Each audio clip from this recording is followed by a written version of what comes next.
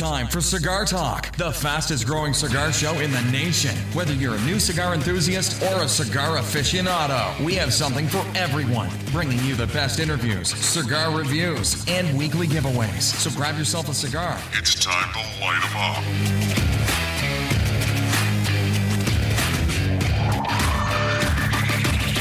Welcome back, Cigar Talk. I'm your host, Rob Jones. We have co-host Bryant Falconer in the studio. How you doing today, Bryant? Hey, man, I'm doing good. Awesome, man. So let's go ahead and kick it off and talk about what we're smoking. I'm smoking a Man of War Armada tonight. Say that again? Man of War Armada. Oh, okay. That's one of those AJ Fernandez. Yeah, I'm a big fan of AJ's work. Most definitely. Did you see where the dojo recognized it's the sleeper of the year? It's not. That's not what it's called. But that's essence is what it is. Okay. And it was awarded to Viva La Vida. For real? Yeah. So wow. Congratulations to Billy and those guys over there. Congratulations, man. You know, it made me think of that because AJ blended that cigar. Yes, he did. And I just sent him a message and said, well deserved. So, you know what? We need to get some of those. Oh, most definitely. Those in a while. Yes, true. That's true. So, anyway, I'm smoking a Nub Habano. And, you know, this is to me, it's a straight up medium. Yeah. And it's not overpowering. It's got enough body to it that it doesn't feel like you're smoking air, but it's definitely not on the fuller side for me. But, well, let's just tell everybody, I've been sick all week. Yeah, so I didn't. This is going to sound maybe a little mean, but I didn't want to break out a really good stick that I wasn't going to be able to enjoy. What you did was you got your light stick, so something that you could make it through the show with, so you could be, okay, I got you. So, man. I mean, it's a medium flavor. Yeah. It doesn't really knock your socks off. Gotcha. But it's a good, solid smoke. Construction's fantastic. Mm-hmm. You know, I'm getting over this, whatever it is I've got, and I'm pairing this up with some Four Roses. Yes, we are. And so the Four Roses makes it better. Yeah, the Four Roses really makes it a lot better. So anyway, let's talk about what we got coming up on the show today. We've got Dr. Gabby Kafie of Kafie 1901 Cigars. If you don't know who they are, they're a boutique cigar brand out of Florida, and they actually have a factory down in Honduras. Okay. And anyway, beautiful looking cigars. I have not actually had any yet, but they're definitely on my radar to try. And here's the other cool thing is they make coffee. So I'm you hitting me, right. You're hitting me both barrels. Yes, sir. Yes, sir. So we're going to reach out and try to get some of that pretty soon. And then also we have Scott Pierce from the PCA on. Yes, sir. And we're just going to talk about, you know, some of the debacle stuff that's going on over the last couple of weeks. Yes, these new news. And you know, I read a lot of articles and I see what's going on from both sides. Most definitely. You know, I understand why people would want to pull out. I understand that they want to spend their money in a way that they feel is more of a return investment. And I also see, for the PCA, I see a great opportunity for a lot of brands. Man. So those hungry ones. Yeah, and you know, I read, you know, I'm sure you saw McAuliffe released a statement. They're not going to PCA, and then Famous Cigars, they're not going to PCA. But then yesterday, I did see a letter from Christoph said we're going to PCA. Okay, because I haven't seen it yet. Yeah, I saw that. So you know, I think where we're at right now with all that is everybody's going to do what they think's best for them. Yeah, and that's what it comes down to. What you need to do. Yeah, that's what it comes down to, because it's their business, and they have to reach out to their constituents, and the way they feel is what they're going to do. You know, we just have to roll with the punches and take what's left for us. And I'm just saying it's a great opportunity for those hungry, small boutiques. Yeah, and I agree with you on that. And we'll talk a little bit more about after the interview with Scott and follow up with some different ideas that I have as well. Okay. And so we'll talk about that. And then, of course, we have our Pick 6 coming up here in a bit. We'll talk about our weekly top 6 cigars. That'll be my 3 and Bryant's 3. And what we do on those is we're always out trying to try some new cigars so we can let you know, well, hey, this is something you need to be on the lookout for. Yeah. Let's talk about McAuliffe right quick. Oh, most definitely. I was watching the video on them on Friday. Did you catch that? I caught part of it. So one of the things that I love about McAuliffe is they're very transparent. And they were talking about, they made the announcement that they're raising their prices by 5%. Yep. And, you know, I made the comment of, to me, if you raise the price by 20%, they would still be a value product because the quality's there. Most definitely. Now, I'm not saying let's raise the price by 20%, by no means. But Please don't. But my point being is, I don't think a 5% increase is going to affect anyone. And so I know I'm getting a value even at a 20% increase. Yeah. So knowing that they're raising it 5% really doesn't bother me. No, because the quality is still there. The taste is still there. The construction is still there. It is a quality brand. It may not be 4 to 42 anymore. No. It is. It's still just. They're not raising the Torsador and they're not raising the Reserva. So it's still 4 to 42. Yes, I got you. Yes, I got you. So, yeah. Anyway, we just want to say hats off to those guys. We appreciate the sponsorship. If you haven't had the Medallia, that's my go-to. Definitely try it in the 6x46. Sumatra mine. Yeah, I know you love the Sumatra, but if you haven't had the opportunity to try the McAuliffe, I highly recommend it. Yes. It's really just a quality cigar, and I always say I was smoking them way before they were our sponsor. Tell the truth. And so, and you know what, really, McAuliffe is responsible for really helping me educate my palate because of the line of cigars that they carry. Because it takes you on a variety of taste and structures. I mean, like you said, everything is there. I mean, everything just on the La Grande Bold, yes, dude. I mean, the Lajero, the Maduro, the Matafina, the Sumatra. Then you throw in the Connecticut and then the Medallia. Dude, that Torsador. That covers, well, just the Grande Bold. Right there. And then those two extras, for me, covers every part of the palate for me.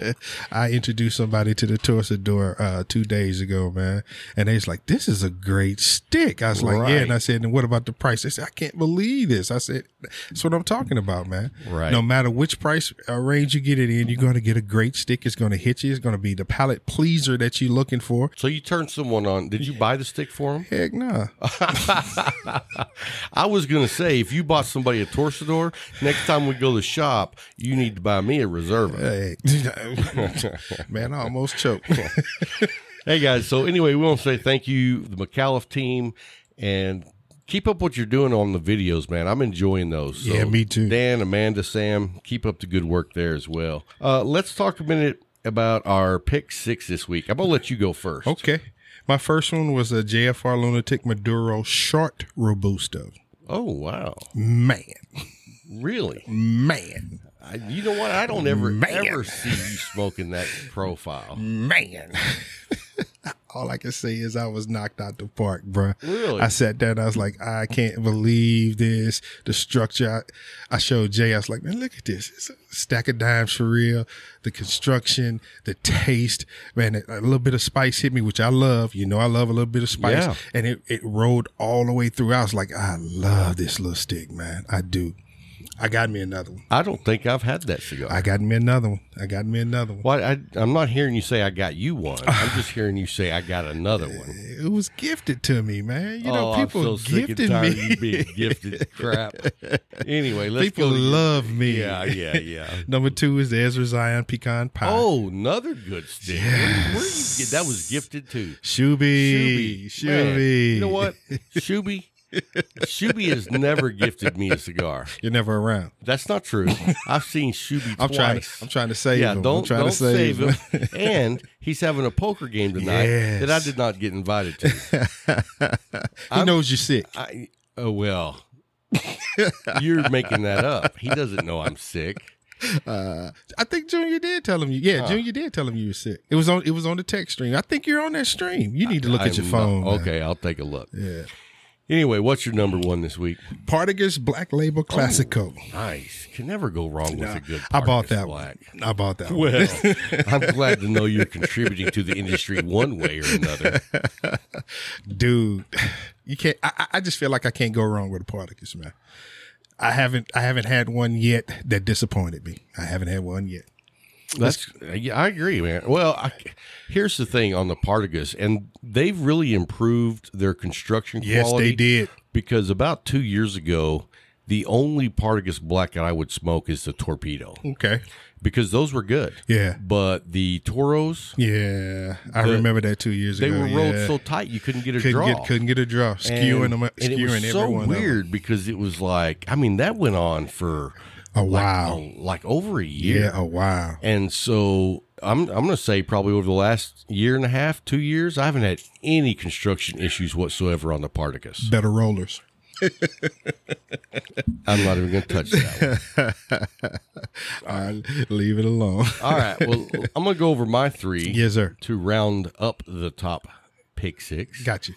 This week, I've been on a nub kick. Mm-hmm. I'm smoking a nub now. Yes, I've been on a nub kick. I didn't know that I actually enjoyed this size profile as much. Mm. Here's the thing. I told you, I used to smoke like the 6x46. Yeah. And the thing about it is, I never really liked a 6x60. It's just such a big cigar. And so when you get this nub, it's a 4-inch by 60. And it lasts the appropriate time. And what I mean by that, it lasts me about 50 minutes to an hour. Which should take somebody else an hour and a half to 45. It's funny you say that because I was at the Leaf earlier today smoking a cigar with Vic, and we'd been talking for like 30 minutes. And he looked at me and he goes, "Did you just light that up?" And I was like, "Yeah, why?" And he goes, "When you sat down here." And I was like, "Yeah." And he's like, "Dude, you've almost smoked the whole cigar." People don't know you, man. I know you're like a smokestack. Yes, sir. Over there. I know you. So anyway, I told you I've been on a nub kick. Yes, so sir. This week, the Nub Maduro. Yeah. Wow. Good stick. Good wow. stick. And so I tell you what, I've been all over these nubs, and I really enjoyed it. The construction on these nubs I haven't had a bad one yet. How was that Maduro though? It was good. I'm gonna try one tomorrow then. Kind of earthy, kind of like started out rich, but not like over the top. Okay. And then like as you get closer to the end of it, you get some aftertaste of spice and some natural sweet tones. Yeah. But to me, it's a straight up medium. Got you. I haven't had any of the nubs that were more than a medium. Okay. Now I did have the one nub, which was the Connecticut, and that was too light for me. Oh, okay. And I remember you talking about that. I can't knock the cigar; it just wasn't for me. Mm-hmm. Yeah.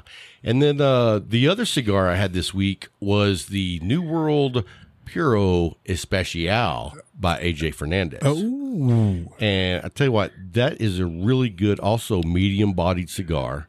And it's a nutty sweetness. I tell you what, man, it's a really good coffee cigar. You could also pair it with a bourbon, no problem.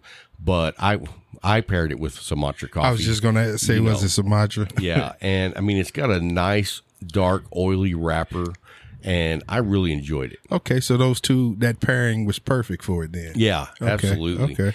And so definitely enjoyed that. And then this is an oldie for me, but a goodie. Okay. It was the Perdomo Habano Bourbon Barrel Aged Maduro. And I don't know if you know this, but I actually went and looked this up. Did you realize that cigar is aged 6 years? No. And then they age it for 14 more months in the bourbon barrels. No, I did not know that. So you're talking about a 7.5-year-old cigar. Stick. Right. Yeah. I had a Perdomo Habano this week. The nicotine got me, bro. Oh, yeah? I was sitting at the Leaf, and they were looking at me while I had my coat up over me. I was like, man, y'all don't want to know right now. You know what's funny is I was at the Leaf earlier this week with Ed, and Ed was smoking a Perdomo, like a 20th anniversary Maduro. Yeah. And he had not eaten anything. Ooh. And he was having coffee. And he said to me, he was like, "Hey, man, you want to go get something to eat?" And I was like, and it was that day we went and ate breakfast. Yeah. So I was like, "Man, I've been sick. I'm not hungry. I had breakfast." And so, I'm not. He's like, "Man, this nicotine's kicking my ass." So I went with him, but I just sat there had with some him. tea. I didn't have any food. Anyway, guys, that's going to wrap up our top 6. Hope you enjoyed those. I know I enjoyed every single one of them. And so coming up next, we've got Dr. Gabby Kafie. And then right after that will be Scott Pierce from the PCA. So don't go anywhere. We'll be right back.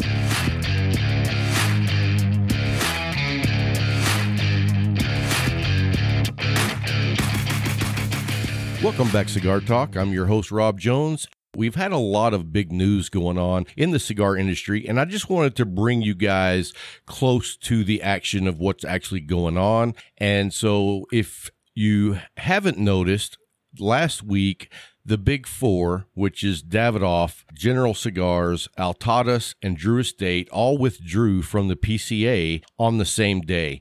And it was kind of a bombshell that went off.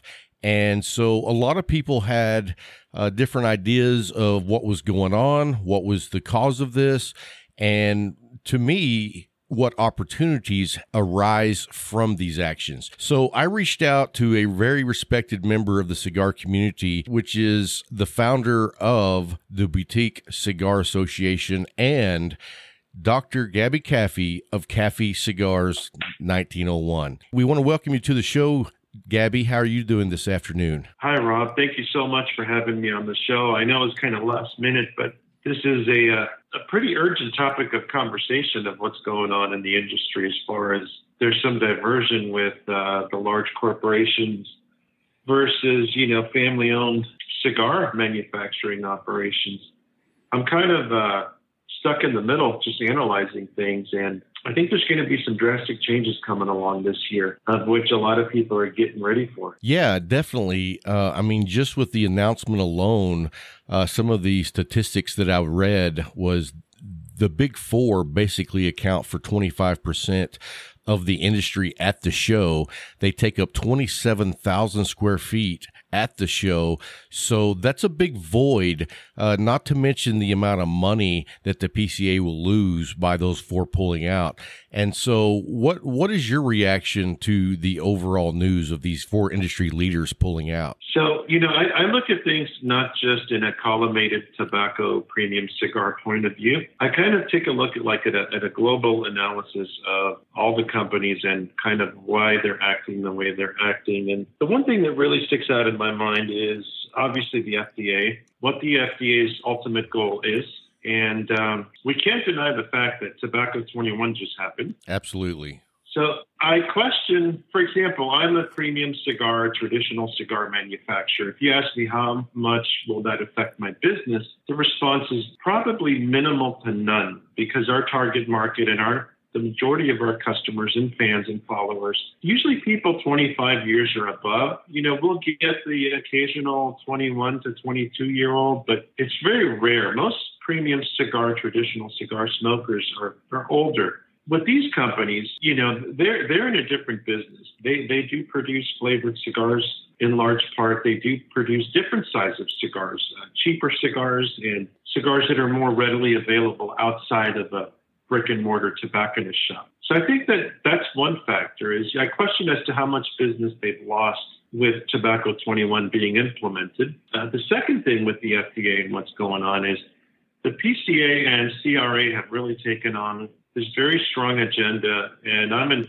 favor of it, to preserve and protect traditional premium cigars, by definition meaning all natural tobacco, non-infused, non-flavored. So that's factor number two. Of these four companies that pulled out, I don't know if it's because of conflict of interest as to what PCA is supporting. I don't think that they're supporting flavored cigars, and I think that's probably what triggered such a reaction. But number three, which we can't deny, is, a lot of times when the economy's doing well, we all take it for granted, and we really think that it's always going to be rainbows and roses. And, we've been, if you guys recall, the last, let's just say downward cycle we had was in 2008. The markets kind of tanked. We had a depression, a recession. We've been on an 11-year, let's call it a bull market. I think it's the longest bull market in history. The Dow Jones, the NASDAQ, you look at all the components of our financials, and pretty positive the past 5 to 7 years. Even today, the market's up. I mean, it's like never seen before financials. Now, the reason I bring that up is the stock market's never been better historically, right? Yet when you look at these 4 companies that withdrew from the PCA, you take Imperial Brands, they own Altadis. If you analyze their stock value over the past 5 years, it's down 50%. I mean, we can't take these things for granted. I mean, these are, you look at Tesla. Tesla has doubled in price in the past 3 months, going from $250 a share to $500 a share. Imperial Brands has gone down 50% in value. Wow. Another one, you look at Scandinavian Tobacco Group. They own Swisher, which then owns True Estate. In the past 5 years, they're down about 40%. And I think it's the same can be said for the other 2 players that have pulled out. So for us to react and want to take sides, I love PCA, although I do love PCA. People want to finger point and blame the corporate giants. It's very difficult because they operate in a different world. They're looking at corporate structure. They're in multiple countries. At the very end, they do have to respect their shareholders. Shareholders are looking at stock price. They're looking at profits. They're looking at returns on their investments. And is it the most logical idea to go to a trade show and spend $2-3 million when the returns aren't there? So I will give them that. But there's also the fact that they could have a much smaller footprint at the show. Right. Instead of spending $2-3 million, spend $200,000. Like the neat thing about Boutique Cigar Association is that all of our companies, including mine, we're very small. We generate, 6-figure revenues or less. And our goal is to eventually be able to make it to the PCA. So we're kind of coming together. We're organizing. We're educating each other. We're trying to keep each other compliant. And our goal as companies is to get to the point where we can grow and have a presence on the big stage. There's a misconception that if you're not at PCA, you don't support the industry. I agree with that, but we have to also take our financials into consideration. Absolutely. But if I analyze, why the big 4 pulled out, I think it's politics. I think it's financials, and I think if they've interviewed 95% of U.S.-based companies, and 95% of CEOs out of the U.S. feel that this fall of 2020, that there is a recession that is going to begin, and it's going to be pretty aggressive. So when you look at the analytics of, wow, these companies are looking to pull back, I think that they know things that we don't, and I think for us to jump to conclusions is natural. But yeah, man, I just found it funny and odd how all 4 of them decided to, at the same time, deliver the punch, With pretty much the same letter. Yeah, exactly. I think a lot of family-owned cigar companies are kind of in shock about what happened. At the same time, I don't want to use the word happy because nobody's happy when anybody does poorly financially. Sure. Or maybe doesn't execute the way that they should. The horizon has been pretty cloudy the past 2-3 years ever since these regulations were implemented. The Cigar Association of America has had their own stance. Everybody's kind of come together and financed this lawsuit against the FDA, which did achieve some very good things for us as an industry. It postponed some dates. It brought education to the table. Everyone says, we lost the lawsuit, nothing happened. Absolutely not. In any business model, the most expensive thing to do in business is to educate the consumer, is to educate our regulators, and to make them aware of what the difference is between a premium cigar, a flavored cigar, and a Philly blunt that you buy at a gas station. And you know something? That lawsuit, $4.5 million later, has done exactly that. And I think that was very surgical. Win or lose, the government and the FDA now know what they're dealing with. Basically, it was very expensive education to the government. I feel it was very expensive education incentive. I think if we had to do it all over again, because even us as a small company, we support CRA, we do the best that we can, and we encourage others to do so as well. Would we have done it all over again? I think the answer would be yes, because it's gotten us to the point where now we've got Senator Marco Rubio here in the state of Florida, who's introducing Senate Bill 9, which is a traditional cigar manufacturing and small business jobs preservation bill. And it's kind of, the timing is kind of insane because if you look at Florida and the premium cigar industry in Florida, this is, I think, a pretty important state when you look at votes and the number of people that support or are involved with premium cigars. And 2020 being an election year and this Senate bill being introduced this year, I think there's a lot riding right now. I think there's a lot of stuff going on. There's a lot of hope. The White House delivered a message January 6th through CNBC that they're putting pressure on the FDA to kind of give premium cigars a break. Now, what that means, a break could mean, look, postpone the dates. A break could mean don't be so rough on them. A break could mean give them an exemption. But I don't think premium cigars are the problem. I think the problem is, let's go back to Tobacco 21. You know, the whole concept of the FDA is to prevent youth access to tobacco products. And that's why they're being so rough on e-cigs and flavored e-cigs. And really, when we look at it, I mean, the youth are not the ones smoking cigars anyway. No. I have, up in Gainesville, there's a beautiful tobacco shop called Jerry's Cigars. And the first guy in the past 5 years that I've met that was smoking a cigar, one of our cigars, was the shop owner's son. And he was 19. I think he was a freshman or sophomore in college. And his buddies would come by, hang out the shop, and we had an event. And people that age don't get exposed to cigars. Now, there's a lot of complaints, right? People say, oh, if you're old enough to go to war, you're old enough to buy a cigar. Well, the FDA did some research, and what they found was that 18 to 21-year-olds were responsible for buying tobacco products for people under 18. Does that make sense? Yeah. But my argument to that would be I doubt that they were buying cigars for under 18. You know what I mean? And I agree with you 100%. I think they were standing outside the gas station and a few 15-year-olds maybe got their older brother and said, hey, man, go get me a pack of this or a pack of that. Or a blunt so I can roll up my marijuana. But they weren't buying premium cigars. Yeah, I guess I didn't want to go there, but you did. Well, I mean, you know, as much as I don't want to go there, the thing about it is we have to realize that a large portion of Americans now are smoking marijuana, and that's going to have some play, whether we like it or not, into the cigar realm. I just heard recently that a shop in Chicago is actually being allowed to sell cigars and marijuana. Boy, that's a tough one. That just goes to show you, look, you know, business owners look at profits. I get it. Right. No one's looking at the culture of premium cigars. And that's kind of where we draw the line. That's what separates us from any other tobacco product out there, unless, of course, you know, that you have traditional pipe tobacco, which is, again, some of it's flavored, some of it's not. But I do see pipe tobacco very similar to premium cigars, whereas it only really appeals to an older crowd. As far as the shop in Chicago, if I walked into a shop that smelled like pot, I'd turn around and walk out because you know what? Yeah, man, it's like, you know, everyone knows that cigars are very susceptible to picking up any odors in the environment. You know, if you get a woman that walks in, let's say she has perfume on her hands and she touches a cigar, she could set it down and you can come back a week later and that cigar will smell like that perfume. Well, not only that, I think that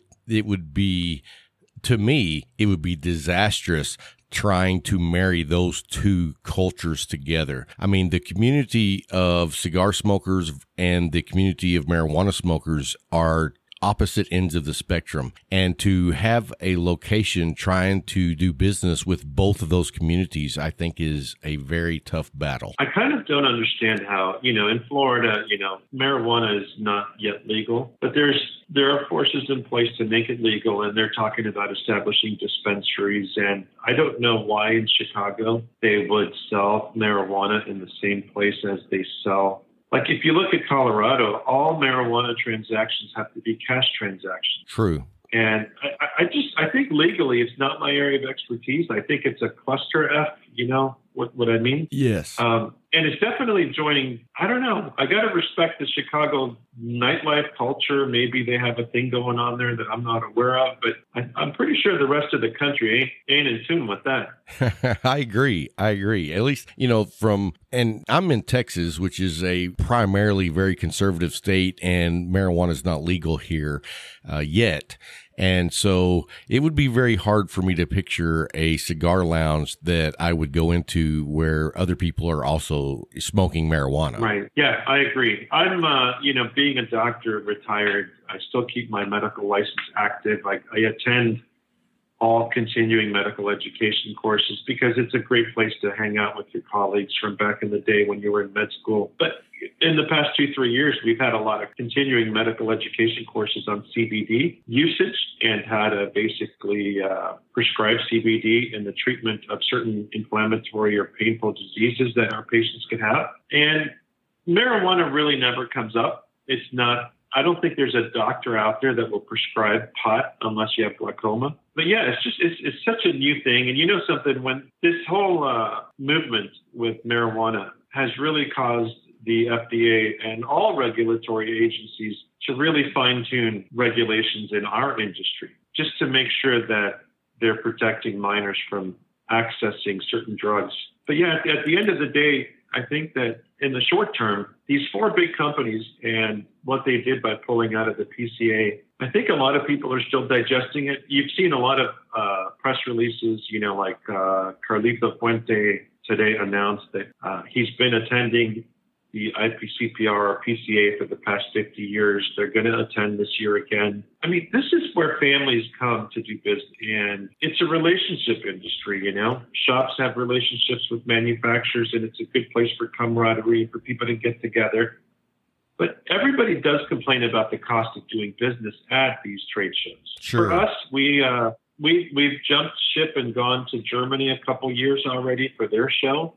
It's been a lot more affordable. Imagine it's cheaper for me to fly to Germany and attend that trade show than it is to stay in my own country. And it's the unions, the labor.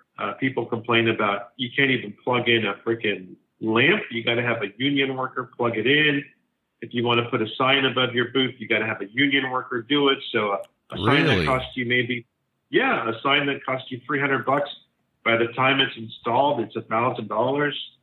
Because of the union labor fees. I mean, Jeff Borshowitz from Corona Cigar Company said it a couple of days ago. He said, move the show to Tampa, Cigar City. The show should be in Tampa. And I don't know where the show should be. I think a lot of us are based out of Florida. It would be great if it were in Florida. But really, we got to look at the cost of attending. And if a company like mine has to spend between $35,000 to $50,000 to attend a 5-day show, for us to get a return on our investment, we literally have to sell $100,000 plus. But also we look at return on investment as the relationships we make and the people that we meet at the show.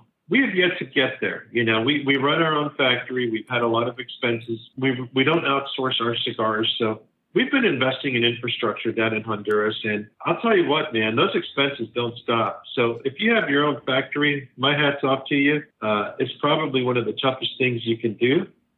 When you're in the cigar business. A part of me kind of wants to branch out and start making cigars with other factories just to kind of take some of that burden off my shoulders. Sure. It's very tough. It's difficult. So everyone's in kind of a state of transition. I'm not here to bash anybody, but man, when these 4 big companies kick you in the nuts, that's hard. It's kind of hard not to talk about it, right? Sure, absolutely. And I know if you were on any social media platform last Thursday, it was just, I probably saw 30 different individuals post or repost the article from Half Wheel. So, it was on everybody's conversation list for sure. I'm pretty certain if I was an executive at these other companies, if the PCA is not pushing for a flavored cigar exemption, how can we? Think about it, right? Like, we would be hypocrites, wouldn't we? If the PCA came out and said, we support flavored cigars, how can you? Tobacco 21's already been introduced. We can't change that. Every shop owner I talk to, the majority of people buying flavored cigars are usually a younger crowd. And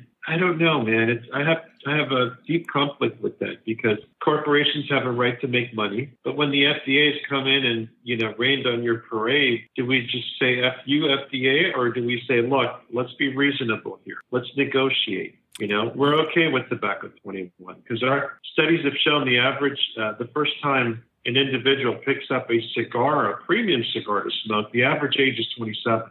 That's not a minor. So when they said tobacco 21, I think the, CRA, PCA, even the BCA was not really against that. And we said, you know what, we'll give you that.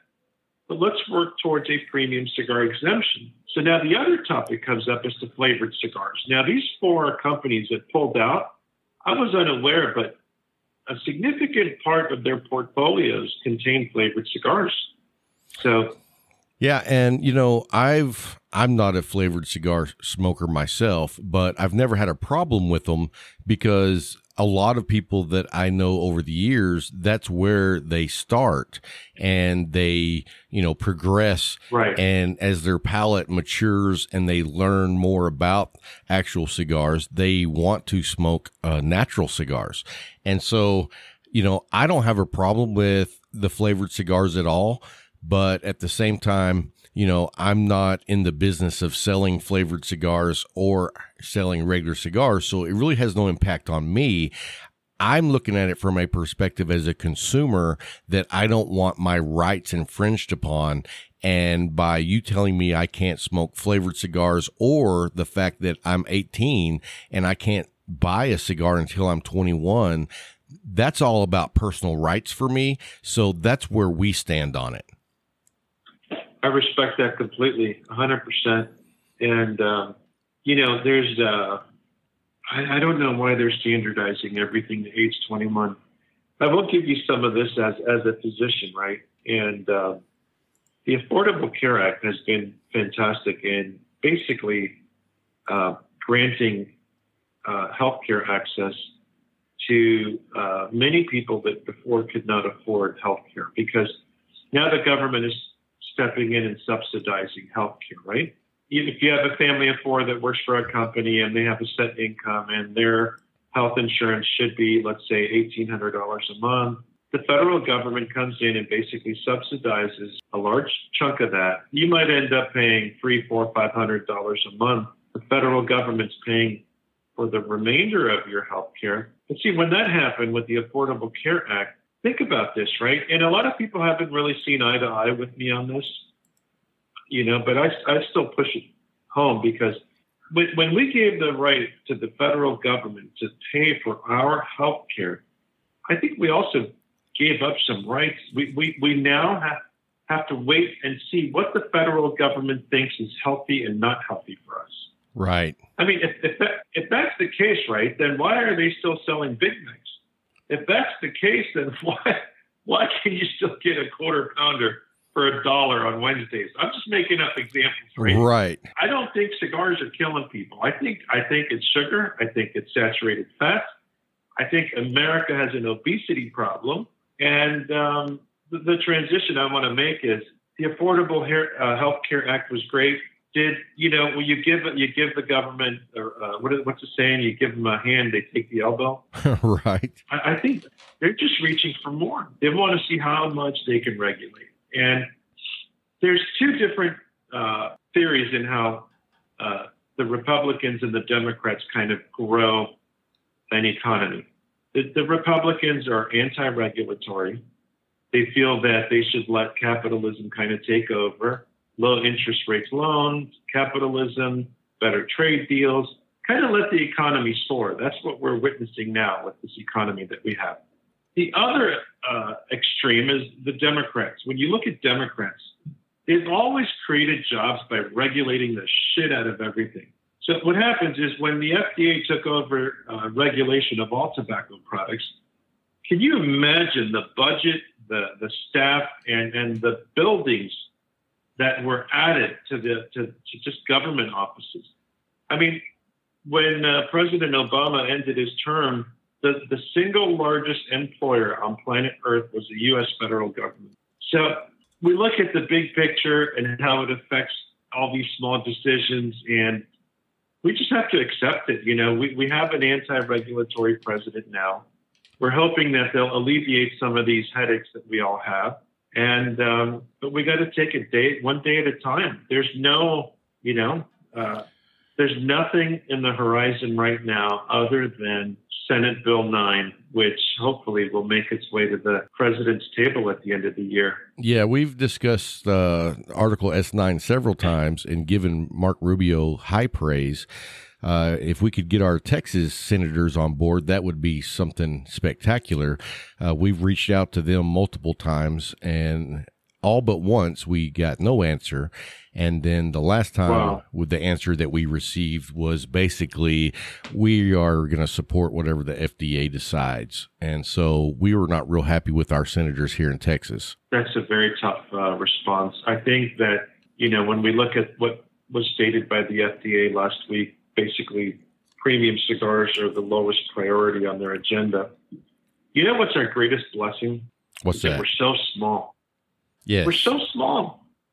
I think studies show that 1.7% of the U.S. population has actually or does enjoy a hand-rolled premium cigar. Notice I said hand-rolled, not machine-rolled. Right. I've got nothing against machine-rolled cigars. I think they're made in higher volumes. They're bundles. You got, cigars like Horaman out there. But the key word, traditional premium hand-rolled cigars, I think what's 1.7% of the U.S. population? It's tiny. It's maybe 3 million people, 4 million people. Yeah, 3 to 4 million people. Yeah, and on average, they smoke one a month. I mean, I don't know anything that I do just once a month. I mean, can you think of something? Man, don't ask my wife. Right. So I'm kidding.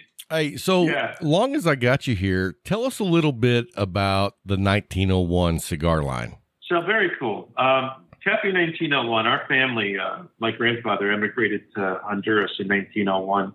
I remember that my grandmother was born. They were a good 17 years apart.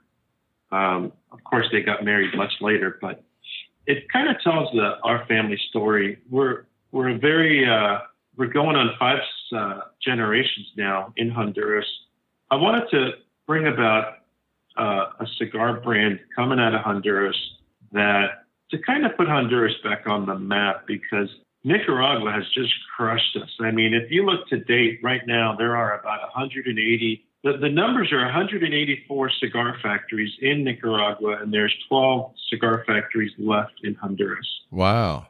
And there's many reasons for that. I mean, if you think, look, Danlí, Honduras, and Esteli, Nicaragua are about a 2-hour drive away from each other. And when I say 2 hours, I'm talking it's about 50 miles, but the roads are very windy and up mountains and down mountains. So it's not like it's a geographic distance that is like 200 miles apart. They're very close to each other. But Nicaragua has offered many incentives for cigar producers, agriculture. 10, 15 years ago, land was a lot cheaper. Labor was cheaper.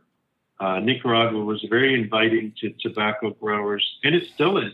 That's why we've seen an explosion of companies like Plasencia, Pepin Garcia, AJ Fernandez, even Naxa, owned by the Oliva family. You've got the Newman family down there, Padron. I mean, Padron used to be in Honduras. Many people don't realize that, but they moved to Nicaragua. Just better opportunities, easier to work with, and the government did establish free zones so that the federal government in Nicaragua doesn't really regulate the hell out of the cigar community, unlike Honduras. Honduras is making it impossible for us to produce cigars there. Just laws, because they're getting export laws. Just because the government is being greedy, is that one of the reasons? The government's being greedy. The number of permits that we have to obtain. I'll give you an example. Right, we have a cigar factory. One of the inspectors walked in about 2 months ago, and one of our rollers was smoking a cigar. We got fined. Like, isn't that the most ridiculous thing you've ever heard of? It's a cigar factory. How are we supposed to test our blends if we can't even smoke them? So we actually have to leave the building, go outside and smoke the cigar outside, and then come back in How can you run a cigar factory when you got a yo-yo inside it? That's just one example of what's going on in Honduras. And that's why when I tell you a piece of me wants to really start to jump over to these other countries like Nicaragua, the Dominican Republic, even Peru, Brazil. I'm really like dying to just find that freedom that we used to have in Honduras. We're losing all our freedoms. Wow, it sounds like at that rate, the Honduran market won't last due to the greed of the government. It is. I don't want to say yes to that because I'm. They're sure not making it any easier on you guys. No, they're not making it any easier.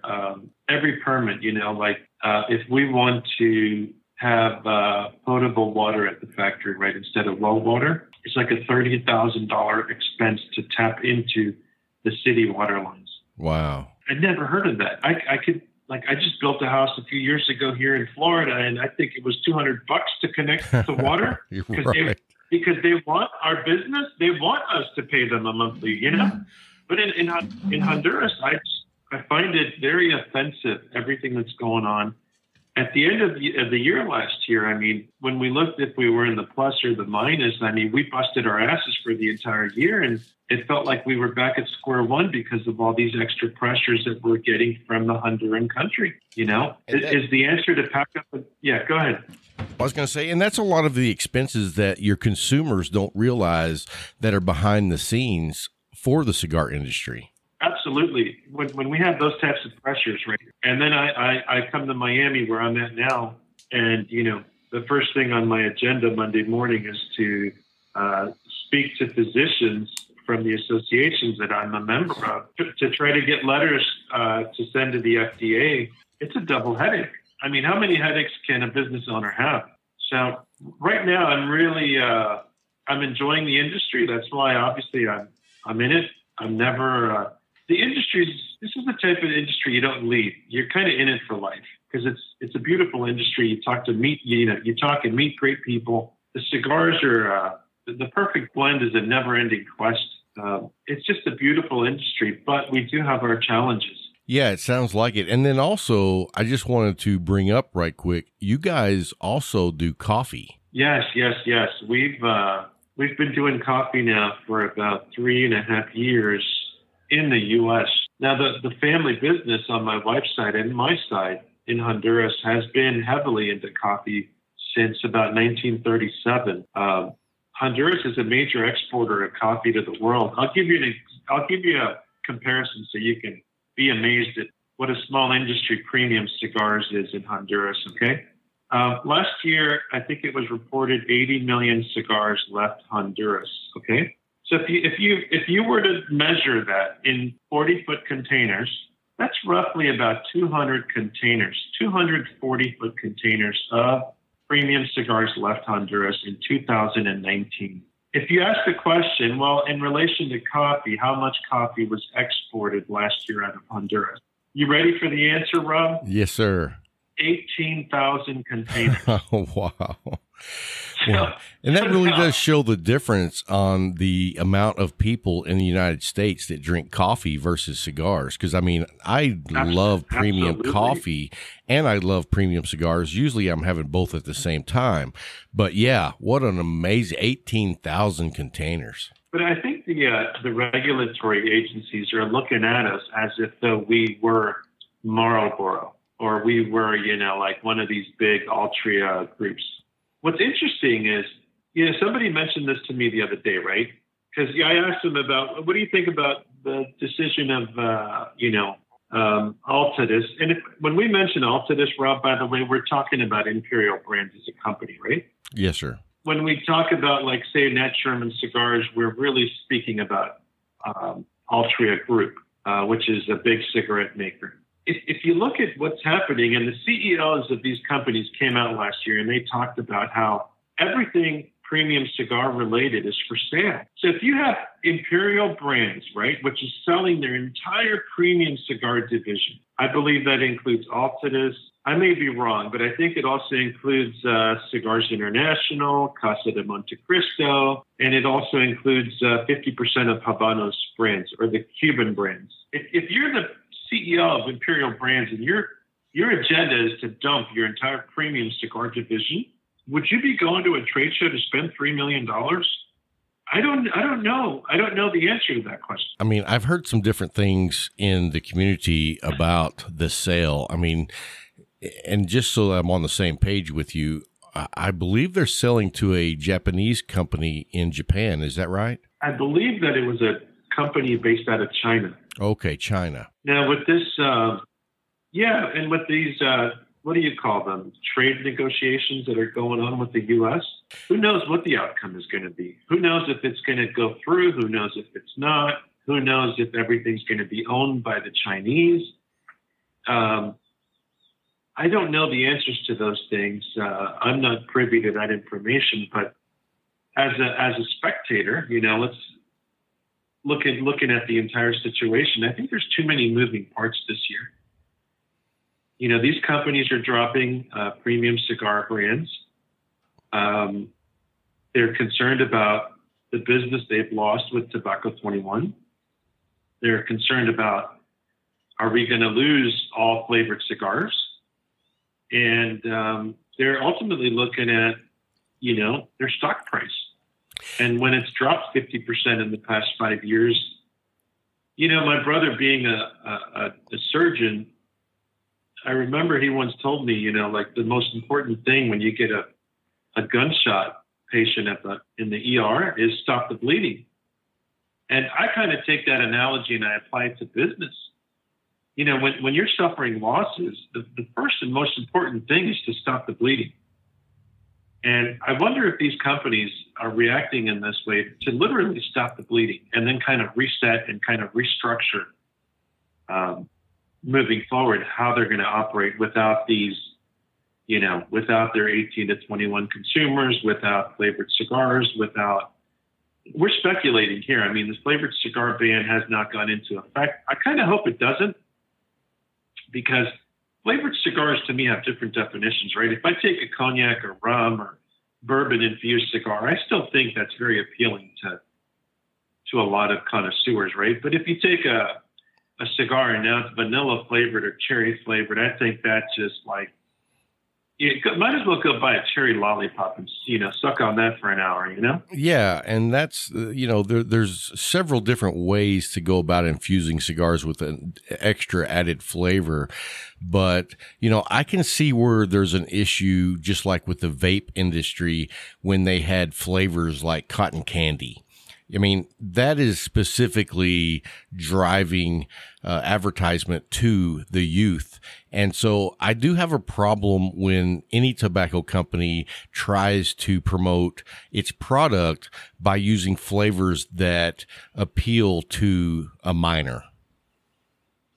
I do too. It's very tough not to have a problem with it, because it kind of, you look at all the, being a Christian, right? Whenever I have a problem in my life, I always say, what would Jesus do? And I kind of, make my decisions based on that as one of my reference points. And in the tobacco industry, if you look at premium cigars, and if you reference the great companies, right? And you look at Padron and Fuente and Oliva, and although Oliva recently got bought out by a cigarette manufacturer from Spain, but you also look at the Cuban cigar brands. Like, I've never heard of a flavored cigar coming out of Cuba. Right. Never. It does not exist. There are no funny names coming out of Cuba. There are no gimmicks coming out of Cuba. It is strictly traditional premium cigars made of, just plain tobacco. Well, and I really think that we're going to see the industry turn back the pages and go back towards the traditional cigars. I remember back when I very first started smoking cigars, I didn't know what I was doing. I thought I was cool. So I always bought like the big 6x60 ring gauge. And, the 6x60, they don't make those in Cuba. In fact, they don't sell 6x60s in 99% of the rest of the world. That's just an American thing. And as I've grown as a cigar smoker and my palate has become more educated, I mean, the last thing, and I'm not knocking anyone who likes the 6x60s, you know, there is a niche for that. But when you want to get to the traditional style of cigars, I mean, you're looking at Robustos and Toros. That's your standard. And to me, those are the best cigars because of the ratio of wrapper and filler. And you get, to me, the more flavor that the blender intended when you go with those sizes. But, you know, I think you see a big marketing shift over the next 5 years of how people are producing cigars. And I think that we'll start seeing a trend going back to the traditional style of cigars. I mean, that's just my opinion anyway. I think you're right. As an experienced cigar connoisseur, I never did like big ring gauges for comfort, B, for, you know, if you look at binder, filler, wrapper, there's a big price difference between filler tobacco, binder tobacco, and the wrapper. And the wrapper most times is 2 to 3 times, even 4 times the price of filler tobacco.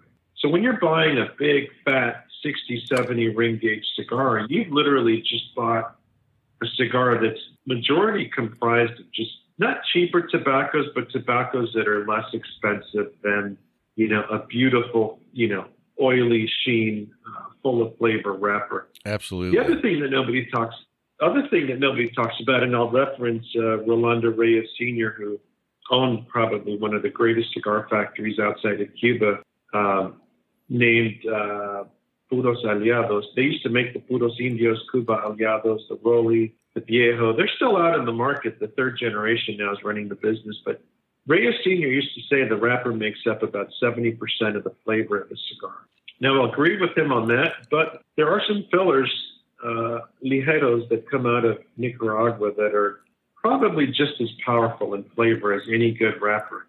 So when you go smaller ring gauge, you're really experiencing more the flavors of the wrapper, which is really where the, you know, center stage, that's where all the oomph is in the cigar. I like to say that's where all the goodness is. Yeah. My wheelhouse is, I'd say, ring gauge 44 to about 52.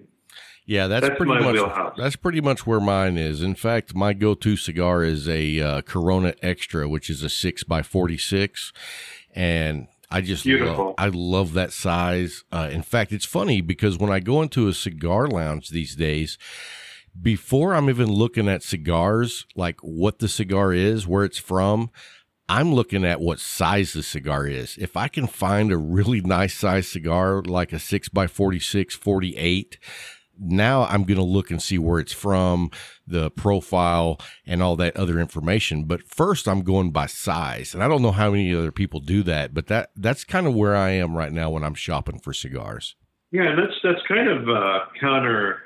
You're going against Texas when you go a smaller ring gauge. Absolutely. That's kind of, yeah, I find different markets. I've got stores that only buy 6x60s, and I've got other stores that want Robusto and Toro. And it depends on the palate. And, you know, it all comes down to one factor, and I'll tell you what it is. It's the retrohale. Oh, absolutely. I think it's the secret to the sauce. You know, when you're smoking a cigar, if you don't retrohale, it's like having chicken soup when you have a cold and your nose is stuffy. All you taste is warm water, right? Right. But it doesn't make sense not to open up the bouquet of the blend and retrohale, a little bit of smoke through the sinuses, just to open up the olfactory nerves. And that's where all the flavor is. So whenever I'm in public or I'm at the factory and somebody's giving me an opinion about a cigar, I'm always noticing whether or not they're retrohaling. Because if they're not retrohaling, then they're missing. I don't want to be a jerk, but yeah, their opinion is kind of a little bit insignificant. Well, I always give the example of, and I talk to a lot of consumers that, you know, maybe they've never retrohaled before, they've never even heard of it before, and they don't quite understand. And my example is, if you walk into a kitchen and your mom's making an apple pie, you really don't even have to taste it to know what that tastes like, because the senses in your nasal cavity are like the first parts of tasting. So when you retrohale a beautiful made cigar, the retrohale is like the pinnacle of that flavor. I remember when I was about 21, 22 years old, I would go visit Christian Eiroa at his old warehouse where he had Carib imported cigars. That's when they used to own Camacho and Baccarat and La Fontana cigars. I'm going back a few years. And we were sitting there having a cigar, him and I. And you imagine we're both in I think we're a year apart. So we were both the same age, 21, 22. And one thing he said to me, he goes, "You got a retrohale." And I started smoking cigars when I was 18. I'm 48 now, so that's 30 years. And I was blown away, man. At first I tried a retrohale, it was tough. I didn't understand it, but I kept kind of slowly doing it. And he said, start off with a mild cigar and work your way up to the stronger ones. Give it time. And today, the past 20 years, I think I can't smoke a cigar because if the retro is boring, then I've really lost interest in the blend. That's kind of what's interesting about where I'm at now is I'm looking forward to see what I experience in the retro. Well, you know what makes me excited is the fact that is the way you judge a cigar. Now I'm excited. I'm going to have to order some of your cigars because if that's how you define cigars, I know that I'm going to enjoy them. I definitely think we have a sampler that carries, I think, all of our blends in one box. It's beautiful. It's kind of it was our 5-year anniversary box. It's got everything in there. Well, I'll be looking for that. Yeah, Rob, every one of them on the retro, you get that wake up call like, okay, now I understand the cigar. I get it. And the best retro that you can experience with a cigar, in Spanish, they call it fuerte y fino, which means fine and strong. Okay. Like I'll compare it to like when you have sushi and you put some wasabi on it, some horseradish. You want that kind of like a little bit of strength in the sinuses, which wake up the blend. You get to taste the tobaccos. You can see that they're well aged, nice oily leaf. You get the cocos, all the natural flavors, the espresso notes, it's just beautiful. It's a beautiful experience. And of course, apart from the fine and strong in the blend, you want that cigar to have a clean finish. Meaning when you're done with it, you don't feel like you got to go brush your teeth and mouthwash to get that shit out. Yeah, exactly. I've had plenty of those cigars. Yeah, man. You don't want to fight a cigar. It should be a pleasure from beginning to end. Yes, I agree.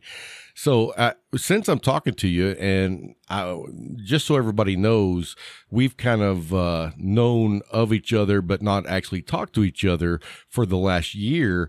But I definitely want to give a shout out to your boy Amendola. Beautiful. Thank you. I've talked to Jeffrey Amendola, great guy, and as I always say, he has the best hat game in town. He does. Jeffrey's authentic and genuine, and he's got a good heart. And when he wanted to learn how to roll cigars, he literally moved to Tampa. I think he spent 6 months there working with cigar rollers, learning how to master the craft. And then he's got a very good palate. He knows what good tobacco is. He knows what to look for in a blend. And we're very proud that, our factory can serve, as a lab to where he does his experiments. And he's been doing very well. Good. We're glad to hear that. We actually had him on the show, I want to say back last year in maybe March. And it was a great story because he was actually selling his cigars out of his cop car's trunk. That's awesome. So, I mean, but that's just the entrepreneurship that we love to see because, he had a dream and now he's making that dream come true. Well, at some point, I think he decided I got to follow my heart, and that's what he's done. And, the biggest problem we have with Jeffrey is that he sells out a product before the next shipment comes in. So he's always on top of us, like, get my shit up here, man. But with cigars, you can't rush it. You can't rush it. Right. If you want to screw it up, then rush it. Well, hey, Gabby, we want to say thank you so much for coming on the show and talking to us about this bombshell that dropped last week. And we appreciate you taking the time to tell us a little bit about your brand of cigars and your coffee as well. I'm looking forward to trying both of those. And so, thank you. Oh, absolutely. I've seen some pictures of the 1901s, and I tell you what, it is a beautiful cigar. Thank you. I mean, they do taste better than they look. So. Well, I'm definitely excited then. Hey, man, well, we'll cut this, and we have Scott Pierce coming up next, so you guys don't go anywhere. Be right back after the break.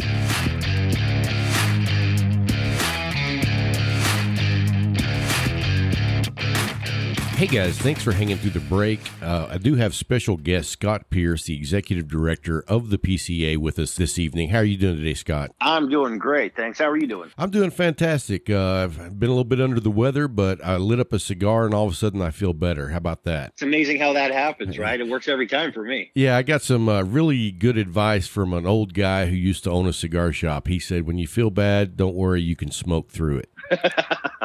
So I think we need to make some T-shirts and mugs out of that one. Right. So we talked to you back in December, and everything was kind of on track. And then last week, we kind of had a bombshell drop on our lap, and we wanted to reach out to you and talk to you about the implications and where we see things moving forward. So tell us from your perspective, because I know as a consumer, I see the post all over Facebook, Instagram of, just the headline news. But what was it from your perspective? I mean, how did you guys react to the information that was set out? Yeah, it was for us, it was kind of like basically we got a courtesy 2-minute warning from these guys that said, hey, by the way, we're officially not coming. And then everything was released and they sent it out to everybody. And so we were blindsided every bit as much as everybody else was, especially because, we're consistently in talks with our manufacturers, and 3 of those 4 companies are on our advisory board. And have been working with us in terms of that capacity to discuss, the future of the trade show organization, et cetera, et cetera. So it really was. We were all kind of blindsided, and it was a little bit interesting trying to figure that out. And so, that Friday, that afternoon and into the evening, we were in a lot of talks with the board and the executive committee of the association, who, have the longstanding working relationships with these folks. And in order for us to put out a statement, and we looked at it, and the conversations have been going on a while, and they had told us at the time that they weren't necessarily ready to commit to 2020, but we felt like stuff was fruitful and kind of ongoing, and that ultimately we'd get to a place to where, again, we're under siege as an industry. We thought everybody's still going to coalesce around the fact that we need to have some regulatory wins not as an organization, but as an industry, and what that translates into and why that's important for us right now. We really thought we got to put out a message and let people know that yeah, these are 4 big companies, but at the end of the day, the trade show's still going on, and we're still going to be moving forward. And we've been developing some kind of new plans for the trade show to make it even better for both the brands that are going to be there as well as for the retailers. We did some surveying. I think I probably mentioned this in December, but we did some surveying of our membership. And as part of those surveys, we found out really kind of what are the main reasons why the retailers come to the show in the first place, so that we can seek ways to enhance those benefits of coming to the trade show. And really it's to learn about new products and find out what's coming out, to sample them and taste them and get an understanding of what's out there and what's coming, as well as to meet with the manufacturers and establish and or grow their relationships with them. We've heard time and time again from a single cigar store owner who's only been around a few years, Josh Everett's out of Idaho, who's got Vault 1905, great store, he's been in business for a few years. But he talks about how his relationship with his vendors is the key to his success, and that's really what we want to enhance the show this year. And so we're really looking forward to kind of rolling those out. It's unfortunate that this is happening, but I've said this before, those 4 companies are doing what's in their own best interest at this point. And we as PCA, look, have been around for 88 years, right? Different names, obviously. And as the tobacco world has progressed, and the regulations and the environment around tobacco and everything else has progressed right along with it, So has the organization. But for 88 years, it is still primarily devoted to the retailers, the brick and mortar retailer tobacconists, the tasting centers for the premium cigar and pipe tobacco world. And so at the end of the day, we're focused on small family owned businesses, and that's what we're really all about.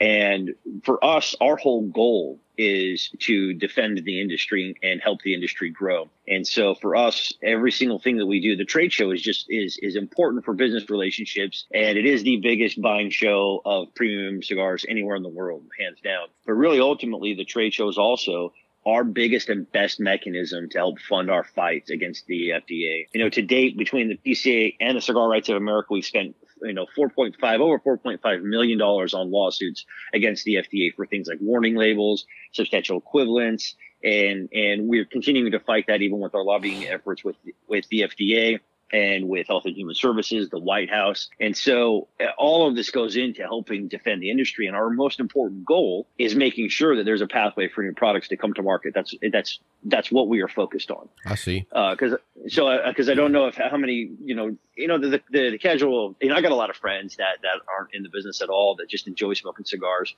And they have really kind of no understanding about kind of what's going on unless I've explained it to them. But basically, without us putting this fight forward, it would essentially mean that all makers of premium cigars would have to go through the substantial equivalence process, which means they would have to prove their cigar is through this testing, which is typically designed for cigarettes and now for e-cigarettes, prove that it's substantially equivalent to anything that was on the market before February 15, 2007, which would mean, and it would cost millions of dollars. But we've had some manufacturers even try this, and this HPHC testing it's impossible for cigars because of the natural variations within cigars, that it's impossible for them to do this testing in a way that makes any kind of economical sense. So you would effectively kill any product since 2007 that's come onto the market. So imagine all those products coming off the shelves of retailers. Imagine these great new boutique cigar companies that have come up that are making some of your listeners' favorite cigars. They would go away overnight if this goes through.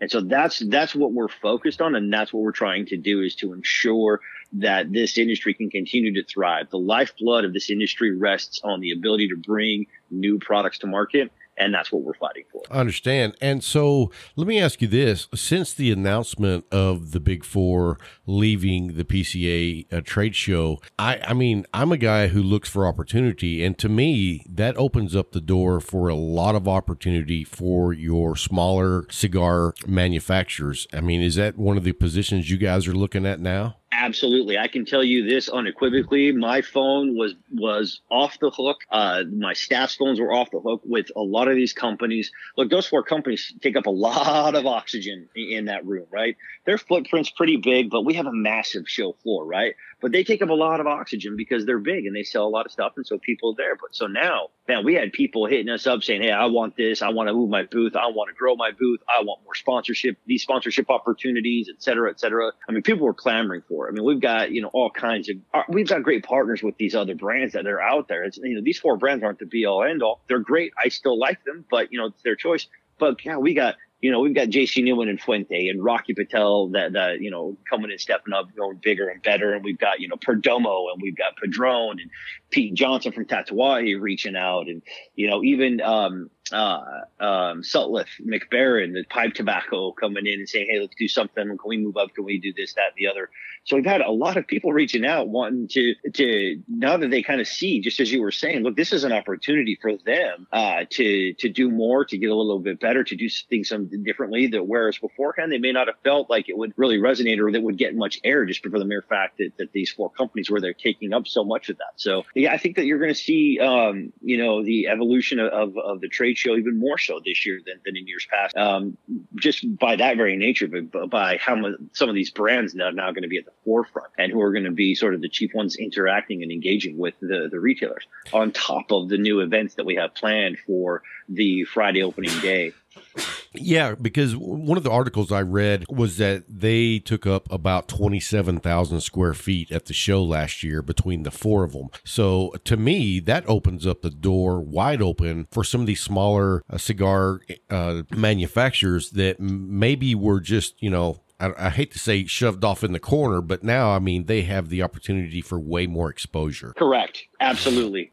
Absolutely. And that's, we had some new companies that came last year that just knocked it out of the park, like Platinum Nova, who, by the way, if you guys are listening, for your guys, they have a phenomenal lineup of cigars. Everything I have smoked of theirs has been just superb. Really, really great cigars. We've actually had Cleo on the show. They do a fantastic job over there at Nova. Yeah, they do. And so we're going to be hosting we do an education series at our townhouse, our headquarter townhouse that's right by Capitol Hill. But every month we do an education series where we generally bring in somebody from the industry, and we host people from Capitol Hill to come get to know the industry better, learn more about cigars, sample cigars and things like that, and kind of what it's all about.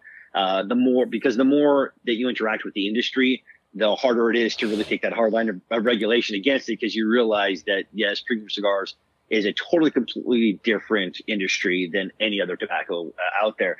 But Nova was there last year. Los Caídos was there last year. They both had phenomenal shows and not very big booth footprints. Already had a handful of people. I was in, Tampa at the Cigar Heritage Festival that the J.C. Newman and the Fuentes put on down there in Ybor City, and had 3 or 4 new and upcoming brands stop by asking about coming to the show and ways to get in. And we've got some of these all new mechanisms to help sort of the smaller and up and coming people get some more exposure for that very reason. Again, that lifeblood is the new products coming to market, and our retailers really are hungry for that information, because they know that, everybody that's listening, what's new is the most popular and most favorite question of everybody when they walk into their tobacconist is what's new. And our retailers like that too. They like discovering new products, because at their heart, they all love the products themselves and they love smoking it. They love discovering that stuff. So we've got a lot of ways in which we're going to be able to help underscore who these new brands are, and if they want to take advantage of some of the stuff that we're offering. And so that's why I think that, like I said, you're going to see the evolution a little bit of this trade show this year, because rather than having all of that space be dominated right up front by those 4 companies, you're going to see a lot of these other ones kind of come up and take a little bit more of that prime real estate and also sponsorship and advertising space as well. Well, and I think it's a really good thing for some of the smaller companies that will be coming in and participating. And something earlier I talked to Dr. Gabby Kafie about, and, he is a numbers guy, and just looking at like the stock price of these big companies, the big 4 that pulled out. I mean, these guys answer to a board, they answer to their stockholders. And so, they have to look at what cost effective for them. And when you're answering to a board and not just running a company, it looks a little bit different than what it would look like to a small cigar company. And, what we talked about previously before was each company is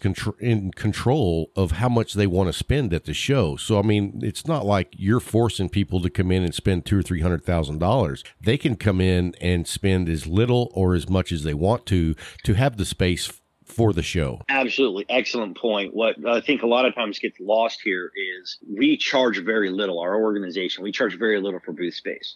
If you were to go to Las Vegas at the same time while we were there, the going rate is twice what we pay. It's 50% more than what we pay. And so for us, I think that's twice, right? It's significantly more expensive. It is. It's double. It's double what you would pay per square foot.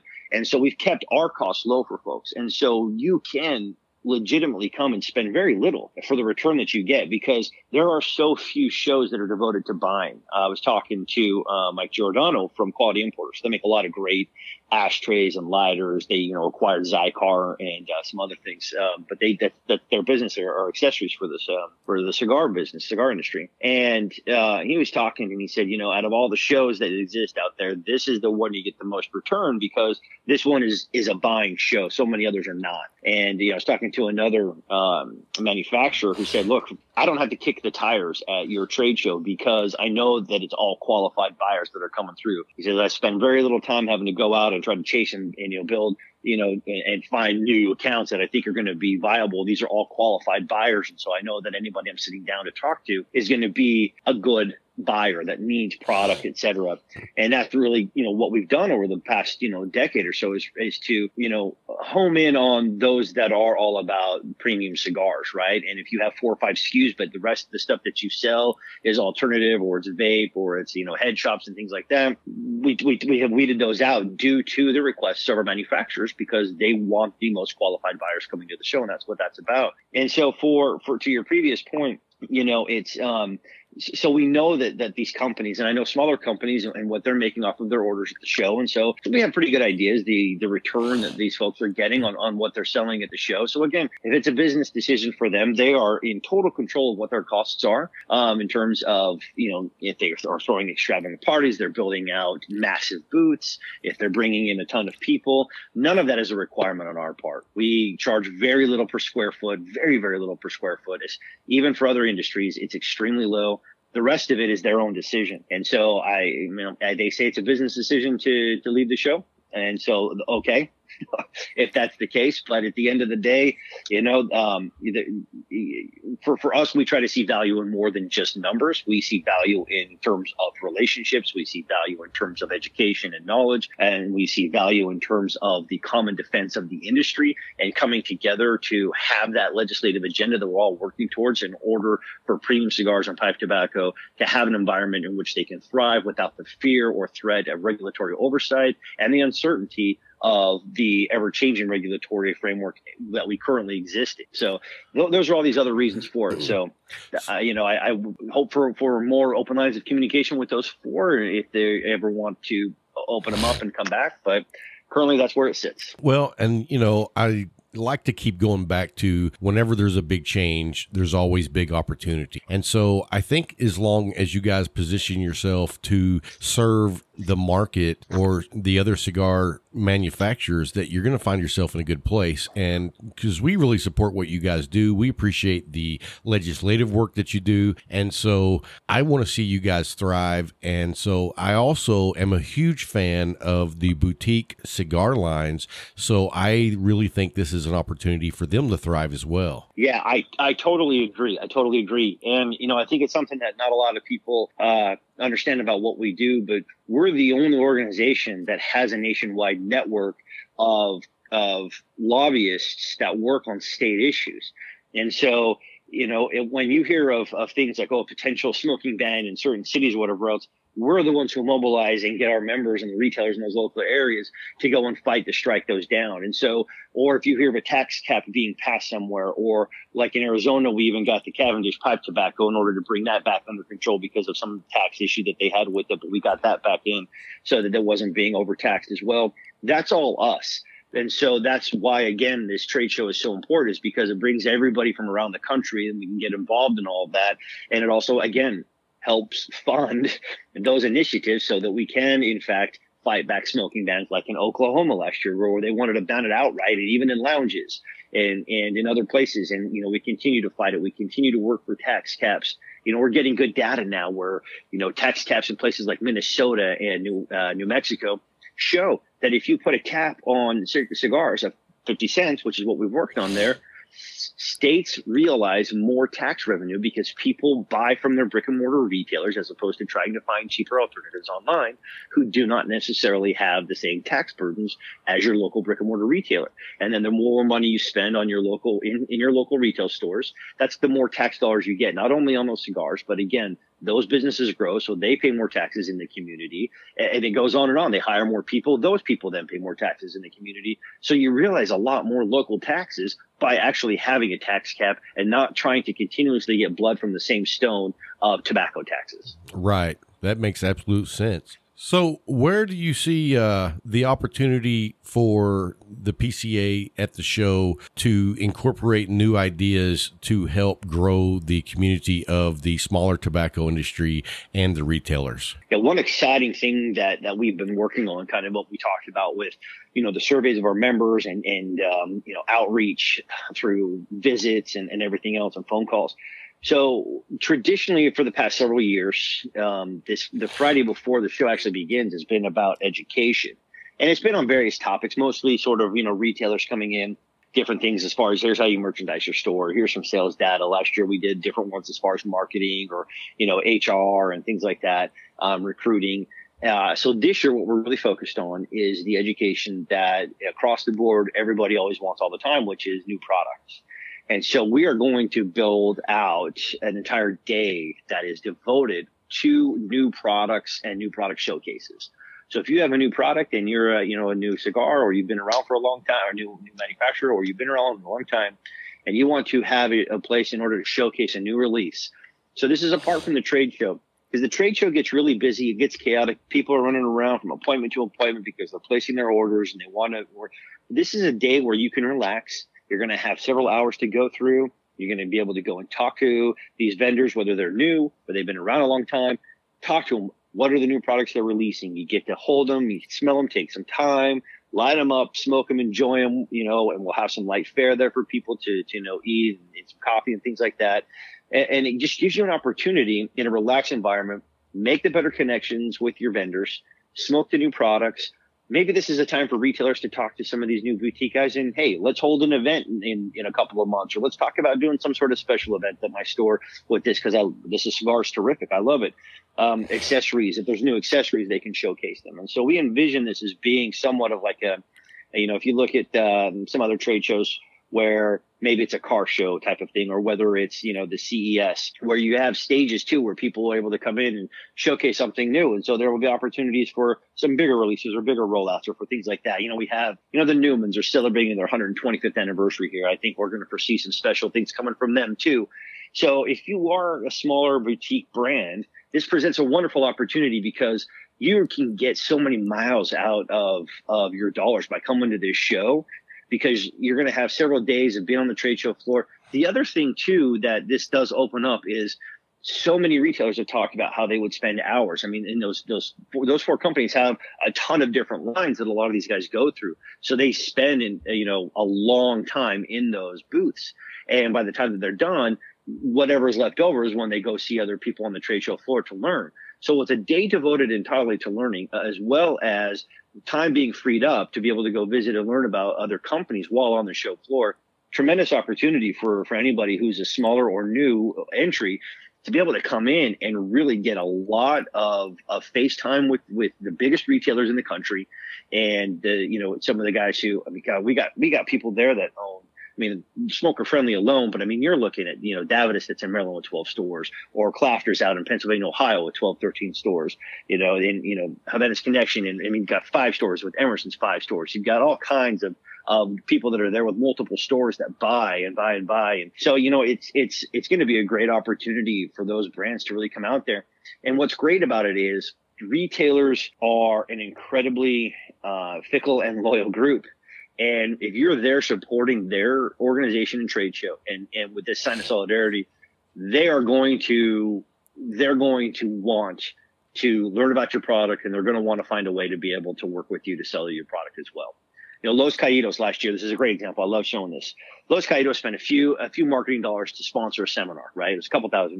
So part of that sponsorship, he gets to get up on stage, talks about his company. His company is really sort of all about, Los Caídos stands for the fallen, and it's all about people falling in the line of duty, whether it's a police officer, firefighter, et cetera. So there's a story, and he gives back based upon the cigar sales. He gives back to those different various groups as part of it, a contribution from the sales of the cigars. He sold out at the trade show. People love that. They talk to him. Thanks for being here. He's been in the cigar industry for quite a while as a retailer and decided to do this as his project.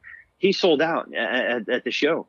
And so he's so excited about coming back. And so all kinds of these stories that these smaller guys can actually have big impact. I think Antigua Esteli, if I remember correctly, had a good year there as well. Barrington House came back last year after being gone for a little while. We were able to help them get their license back and be able to import some of the cigars. And I think that they had they were a small sponsor too, but again, they got some visibility and we're still able to have a pretty good show there too. So with all these new opportunities, I think that there's a fantastic way for these brands to come in and do some big things, in very cost-effective ways. Yeah, I agree with you 100% on that, and I'm excited to see what happens. Let me ask you this one last question before we let you go. Is the PCA 100% sold on Vegas, or would that be a possible change in the future? No, we're not 100% sold on Vegas. We just, people like the property. And so there are so few places that will allow us to smoke. It was one of those places to where, we got kicked out of the Sands and they came back, and this all happened before I got there, but they were able to sign a contract to be able to get us back in that property, which was more appealing to, again, the advisory board. Manufacturers wanted to be back at the property. Retailers say that they like that property better as well. And so, but no, we actually, last summer I went to a conference that had a bunch of destinations that were there. So I spent several hours going and visiting probably 50, 60 different destinations. And my first question was, "Hi, I'm from the Premium Cigar Association. We have a huge trade show. Do you allow smoking in your venue, or could you?" And no, sorry. Okay, thanks, appreciate it. And then I was on to the next one. Sure. And so I talked to roughly 5 or 10 different places that had potential for us to smoke, or if they knew outright, yes, we could. Some of them were outdoor venues. I was like, okay, well, maybe there's something creative we could do at like Churchill Downs. The guy at Lucas Oil Stadium in Indianapolis said, "Hey, do you want to go on the football field? As long as we can open up the roof, we should be fine." And so I was like, okay, there's some creative ideas coming here we can potentially work with. But, we did put out an RFP for some other cities, and we're looking at places like New Orleans, which will still have smoking through 2025 at least.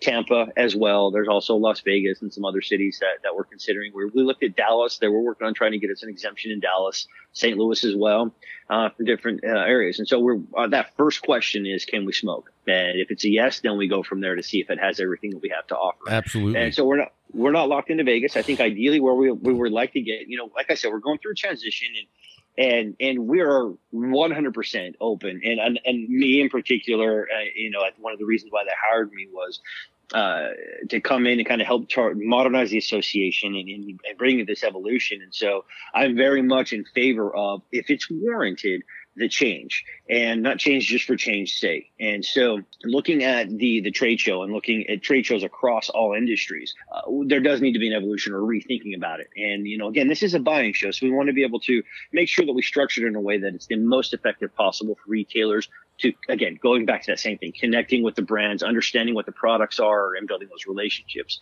But, we have these manufacturers who have built these beautiful, ornate booths, some of which are bigger than some retail stores. Wow. And it's very difficult for us to go and say, number one, it's a large and it's an old trade show. So to change it just on a dime, it doesn't happen. I mean, it's not like it's some small little widget that we can just change the process in a factory and be done with it. And we also have to be fair to those that have built out these massive booths with the understanding that they were going to be able to invest in these over 5 years or so. Right. It's not fair to all of a sudden just change and expect them to just eat that cost. Right. That's completely unfair to them. And so we want to do this in a very smart and measured way. And so we feel like that we are making some of those changes now. We are totally open to doing it. We're working with them now. If the 4 want to come back and have their voices heard in those types of changes, they're, of course, welcome to. We have engaged with them. Like I said, 3 of those 4 companies were on our advisory board up until they decided to make the announcement. And so, they had all the opportunities that all the other manufacturers that are currently working with us on. Hey, what are these changes? Let's look at these. We're looking at different locations, potentially different times of the year of the show, and getting RFPs in for those times of the years and in those locations as well. Demonstrable proof. I can show you the RFPs that have come back for the different times of the years and in these different locations. And so we are listening to our manufacturer partners to progress and change the show into something that will continue to be beneficial for them, for the retailers, and for the industry as a whole. Well, I want to say that I appreciate you taking the time to come on and speak with us. It's been a bombshell that dropped, and a lot of people had questions and wanted to hear directly from the PCA, so we appreciate you taking the time. And I also got to say that you're relatively new to the PCA. How long have you been with them now? For like a year? It'll be 2 years here in a couple months. 2 years, okay. So just about 2 years, yeah. So you definitely have a opportunity in front of you, and from what I can tell, I think you're doing a great job, Scott. And so we just want to say thank you for taking the time to come on the show. And my pleasure. Anytime. Thank you for having me. Absolutely. And if there's anything we can do for you, feel free to reach out anytime, Scott. Thank you. Appreciate it. One thing I will say that I always love to say to any consumers when I'm in front of them, cigaraction.org. That's our platform for reaching out to consumers whenever there's anything we need as far as letters written, and even, states issues, we reach out as well. So if there's anything as far as that's concerned, please have them go cigaraction.org. Takes just a few seconds, sign up with your email. It's our way to get the consumers involved in our message. Okay, great. Cigaraction.org. Yep. Okay. Well, hey, man, I appreciate it. And we'll be watching to see what happens next. Sounds great. I appreciate it. Thank you. All right. Thank you.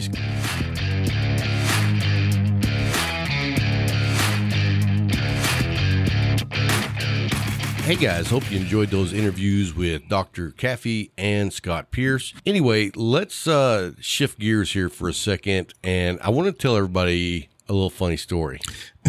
It's funny to me anyway. Again. So anyway, Robert Paulson reached out to me several weeks back, and he wanted to say, hey, I heard the show, and I think one of y'all was drinking out of a Solo cup and you were swigging it right out of the bottle. Yeah. And so I guess he thought we were animals. So he said, I'm going to send you some sniffer glasses. Mm-hmm. 4 for you, 4 for Bryant. So anyway, I was like, no, man, you ain't got to do that. But anyway, he sent them. True gentleman. Yes. Anyway, we appreciate that, Robert. But here's the funny thing is, whenever the glasses arrived, I opened up the box, I looked at my 4, and they were perfect, and then I looked at your 4, and they were all broken. It amazes me that you looked at your 4. Well, yeah. I mean, it just makes sense. Because, when I opened the box, I heard glass chinging at the bottom. And you wonder why I get gifts. I'm just saying, I knew right when I opened the box which 4 were mine. Yeah, okay. Now let's talk about Robert for a second. Yes. The true gentleman that he is, he took care of you. Yes, he did. He sent 4 new whiskey glasses. He stepped up to the batter's box. So anyway, Robert, we want to say thank you for sending those glasses. We're actually using them tonight. Yes, we are. Little 4 roses goes a long way. Most definitely. So I really want to thank you, Robert, because I was swindled. It's amazing. His 4 were the ones that were perfect. So hey, it wasn't my fault. I understand. Right. It was your fault that you took the first 4. No. It's the mailman's fault. Oh, okay. We got to blame somebody, right? I got Wasn't you. me. So anyway, we're getting to this week's giveaway. Most definitely. And you know what? I had it pulled up, and now I've lost it. Now, what in the world? It was John Aguaya. Aguaya, yeah. How you spell that? Aguia? No. How did he spell it? That's not even close. It is actually, oops, I clicked on the wrong one. This week's winner is John Aguaya. It's Aguayo. Aguayo. Aguayo. Oh, Aguayo. That's exactly what I said. Got you. So anyway, this week, John, we're giving away a Espinosa t-shirt. So we want to say thank you to Big Tony. He donated that to the show for a giveaway. And so it's a really nice black shirt with the red logo on the front. Man, I'd like to keep it, but you know what? We're going to pass it on. And so, John, congratulations. Tell them what the rules are, Big Bryant. Hey, when you hear this Monday or whatever day you hear it, you have until Sunday at 11, correction. What is it? Following Sunday at 1759 will be better so that he can get that information, and it has to be the correct information. We need the correct address. We need the correct email so he can get this information out to you. Again, the time period is Monday when the show goes out to 1800 the following Sunday. Please get the correct information, Rob, get it out. And then once you get your prize, take a picture, send it to us, because we're going to post it and let everybody know, hey. And here's the other thing that I want to make sure that everybody's on top of. Make sure you send the email to rob@cigartalkpodcast.com, because here's the thing. Some people want to send me a message on Instagram because they've talked to me on Instagram, or Facebook because they've talked to me on Facebook. And here's the thing. I get a lot of messages from people on... No, not too many. But it's too many for me to keep up with. Too many. to try to find a message from someone. Because here's the thing, like if I go to Instagram, I guarantee you John Agallo is not his name on Instagram. No, it's isn't. like Cigars Smoking Joe or John, or, you know, and so it's hard for me to find people. Yeah. So if you send me an email, it's easy for me to find it, and I get a little bing, hey, here I am. And they get that prize out to you expeditiously. We'll send that out to you. Take a picture, send it back to us. We'll post it on our social media. Let everybody know you're the big winner. Yes, sir. And so anyway, congratulations, John. You're this week's winner. Yes, sir. Let's talk just a minute. Okay. This is something I wanted to get your opinion on. Uh-oh. And you may or may not have already seen this news. The class of 2020 Rock and Roll Hall of Fame. Oh, yeah, I saw some. Was it Biggie made it? Yes, and that's what I want to talk to you about. When did Big, Notorious Big, B.I.G., become a rock and roll Let me guy? explain something. When Run DMC went in, it opened it up for all hip hop. You know what? And I have a problem with Run DMC in there too. They took that Aerosmith cover in with it. Right, I get that, but that one song does not define you enough to get you into the Rock and Roll Hall of Fame. But and I don't really care. Okay. But here's the thing. Let's not call it Rock and Roll Hall of Fame. Let's just call it the Music Hall of Fame. But that's not what it was originally called. Right. And right. But we've changed the standards because here's the thing. And someone told me, I was reading this article and a guy chimed in and said, yeah, but there's no rap Hall of Fame. No. Well, somebody needs to start one. Nah. What do you mean? It's too many, man.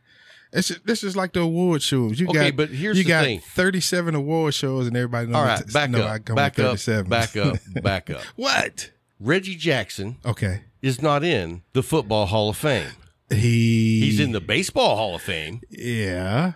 Okay. Well, I don't see you're not connecting the dots. Yeah, I here? am connecting the dots, but see, you're trying to connect weird dots because now you talking. Now I can understand. See, what they're doing is, from what I'm seeing, it's music.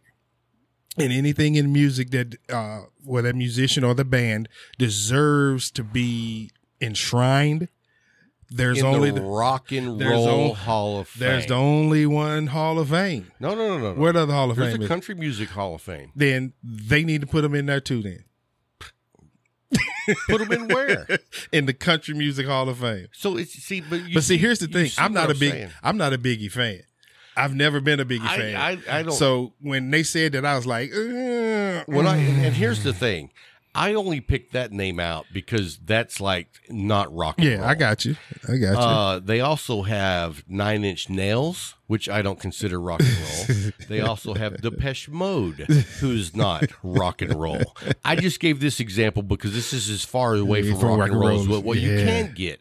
I don't think the only Whitney Houston's also on the list. I did not know that. She should not be on the list. I did not know that. Not because I don't think that she should be in some Hall of Fame. I just think that they have diminished the Hall of Fame for rock and roll by going outside of what rock and roll is. But what is rock and roll today? Shit. Oh, whoa. Is that what you're looking for? Because that's what I think. That's not what I was looking for, but that would caught me off I pull no guard. punches. You know that. Woo! So, but here's the thing. The only band on here that I look and see that to me is deserving is the Doobie Brothers. Okay. Bam. That's why you're not one of the voters then. Right. I completely understand. Yeah. But here's my thing. Like I said earlier, Pete Rose, if he was eligible, is not in the NFL Hall of Fame. But see, he's an athlete. Yeah, he should have went, but his outside things. But here's my thing. You know how I feel about the Cowboys. You love them. I know. Go ahead. Never happening. But this year was the 100th year. And there was a guy that was overlooked that I truly believe should have been in the Hall of Fame a long time ago. Preston Pearson. But he played football. Yes. So, but I'm just saying people get overlooked.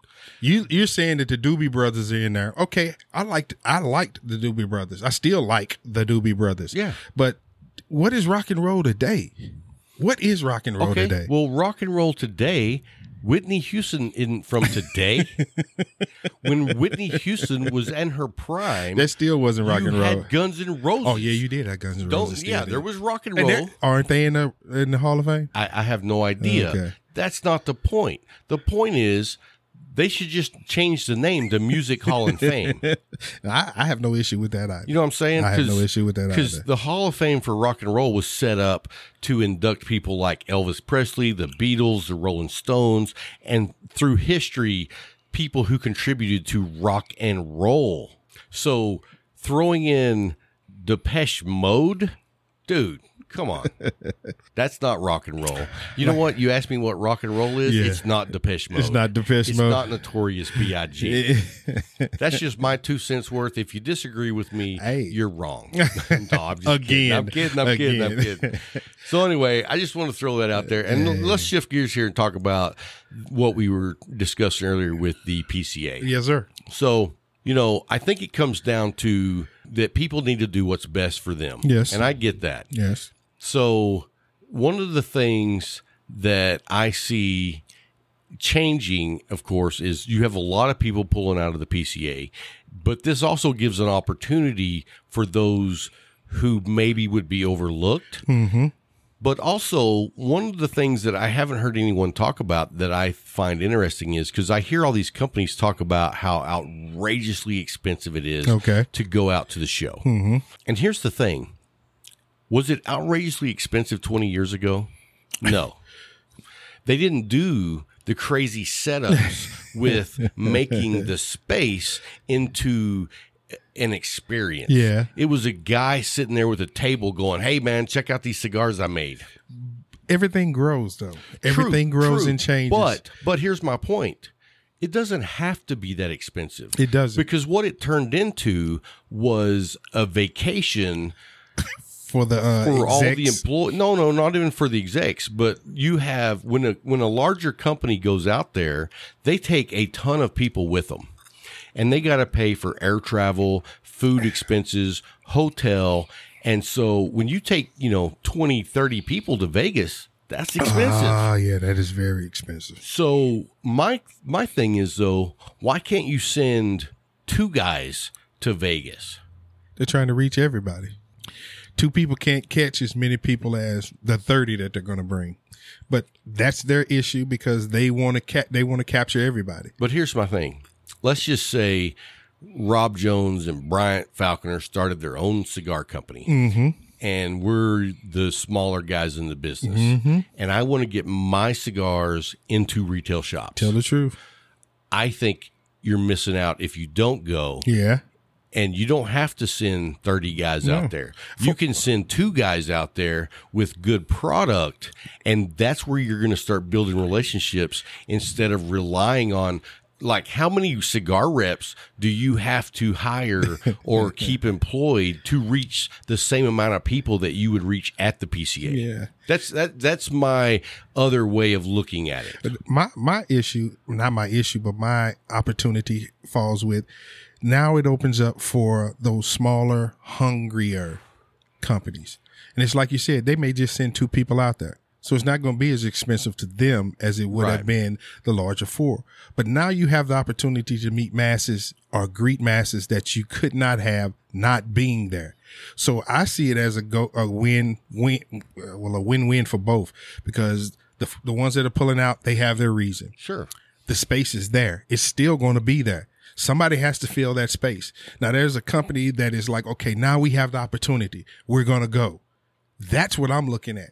There's a plethora of sticks out here now, companies out here now, and some of them are not being noticed because they can't get everywhere. Right. But in order to get yourself there, you have to be in places where people are. And and I agree with you. And the thing about the PCA is that's where you have the opportunity to have a relationship with a retailer. Yes. That you're not going to get with a cold call or a drop in with the sales rep. Tell the truth. Because the retail owner is there for a reason. He wants to see what's available. Mm-hmm. And if he's there, he's interested. Because now he sees what's out here, what's new, what's hot, What can I bring into my shop that's going to bring more people into my shop, which makes it brick and mortar just as more important than it was the day before. So now we are solidifying their need to still be there. I truly, I don't see a downfall in it anywhere. Well, I mean, the downfall is the return on investment. And so if you go out there and you're not making your money back, well, some of that comes to me as, well, we should have, budgeted our money better before we ever went out there. And that's what I'm talking about. I don't know how many people General Cigar sends when they did it, but let's just say the Big Four has 27,000 square feet of space. Yeah, that's a lot of space. Well, that's a lot of people to send to fill that space to take care of space. Retail owners. So it just makes me say, well, and then, maybe General's not a good example just because of how many cigar lines they carry. But let's say Drew Estate. How many people does Drew Estate need to send to the show? Yeah. Do they need to send 40 people? So I can understand their decision. Sure. I can understand their decision. That's what I'm saying.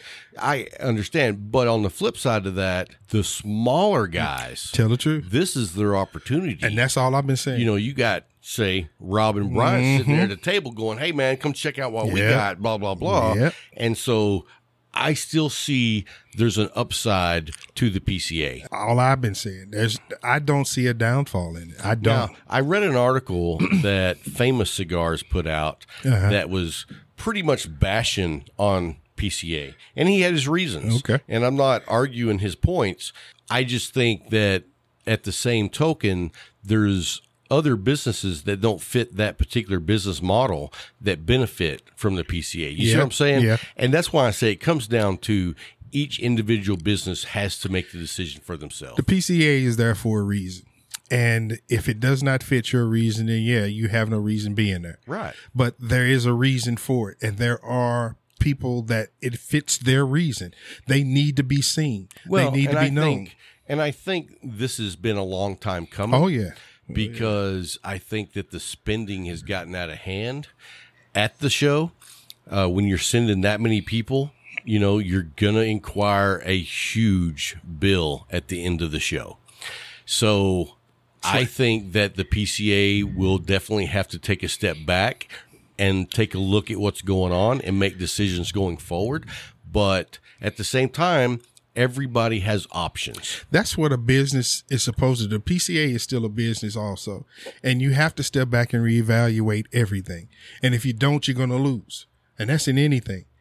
If you don't step back and look at everything that's going on around you, how you can become better, what mistakes are being made, what things can be done differently, where are we missing out? That reevaluation makes you better. And if you don't do that, then yes, you lose out. That's what they need to be doing anyway. Right. Every year after, in the military, every time we do any project, any operation, we have this thing called an after action report, AAR. And what it does, it specifies what went right, what went wrong, what could we done better. That gets us prepared for the next time. Well, you know who needs to have that report ready to go? Who? The 49ers. Dallas should have had it 25 years ago. We do have it. It's just No, no you one's. don't. Yeah, we do. No, you don't. And I can tell you exactly what went wrong after every year. What? Jerry Jones. That's all you need to know. So you don't have it. Yeah. It's blaring right there on your report. Right. Jerry Jones should step back. Yeah. No, we're going to keep doing what we're doing. Okay. Hey, I didn't say we changed. I What just is said we have the report. What is the definition of crazy? Repeating the same thing, expecting different results. Thank you, the Dallas Cowboys. You know what? I told you this a long time ago. Yeah. Yes. Jones isn't concerned about winning Super Bowl. Money. Jones is concerning about being the wealthiest sports franchise in the world, which he's accomplished that. Yeah. So for all you Cowboy fans that thinks we're going to win the Super Bowl, just be happy that we're the most expensive franchise. You know what? That's something that we can brag about that nobody else can. Yeah. And then you have people like Pittsburgh and New England, Holland, but we have six trophies. I hate it. Hey, we got 5. Yeah, we got 5 too. So, and you guys, now all kidding aside, you guys have a shot this year. Yeah. A legitimate shot. Yeah. And right now, with the 4 teams remaining, to me, especially since the Patriots are out, because every year we've gone through this, but legitimately, every team left standing has a shot. Oh, yeah. That's you know true. What I mean, especially what Tennessee showed us. I mean, yeah, dude. Every team has a shot. I was blown away. They took out the Patriots, and then the next week they took out Baltimore. I was impressed when they took out the Patriots, but I was blown away. Man. And then how about KC coming out looking flat? People are getting panicked, and what do? They come out. In fact, I think sometime in the second quarter, I sent an old friend of mine down in Houston a message. I said, "Dude, Texans are showing out," and he was like, "Yeah." Until that curtain. But then he said, "Hey, and the Cowboys hired a new coach," and then like within the next 10 minutes, I think KC scored 3 touchdowns. Yeah. And I never heard another word. And I didn't rub it in. You know, that's pretty big of me. Yeah. Because, especially for you not to rub it in. Right. Because we used to have some knockdown dragouts. Yes, sir. Yes, sir. We still do. Well, but me and that guy. Oh, I'm talking about me and you. But in the end, it's just fun. And that's the way I look at it with you.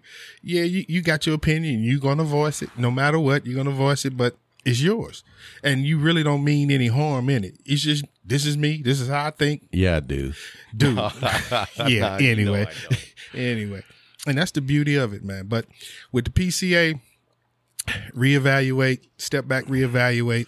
These smaller companies, if you hungry, this is your opportunity. Well, and this is your opportunity. Like I said earlier, I think this is the time where the PCA's got to step back, evaluate their options, and make a legitimate plan going forward. Just because the Big Four pulled out and several others doesn't mean that they won't be back. Tell the truth. You know what I mean? They may not be back in the next 2, 3, 4, 5 years, but when depending they do, on what you do now determines on if they come back. Yes, sir. Because we don't know what the political landscape looks like over the next 5 years. And, I've heard a lot of, complaining about what the PCA has done legislatively. And so I understand that too. And, I heard rumor today from a guy I was smoking a cigar with that it was not a big deal to Cigar Rights of America to concede to the 21. I don't know if that's true or not, but here's my take on it. I don't want one single right from one single American being taken away. Yeah. Because even though it doesn't affect me, it affects somebody. Well, and it could affect somebody in the big picture, though, it does affect me. Yeah. Because you get one foot in the door. That just allows you to keep chipping away at other rights that will affect me. So your rights are my rights. Yeah. I don't want yours to be infringed upon because I don't want mine to be infringed upon. And that's just the way I look at it. It's true. So anyway, let's talk about what we got coming up next week. Yes, sir. This has been in the works for some time, and I got my fingers crossed that it's going to work out. Yeah.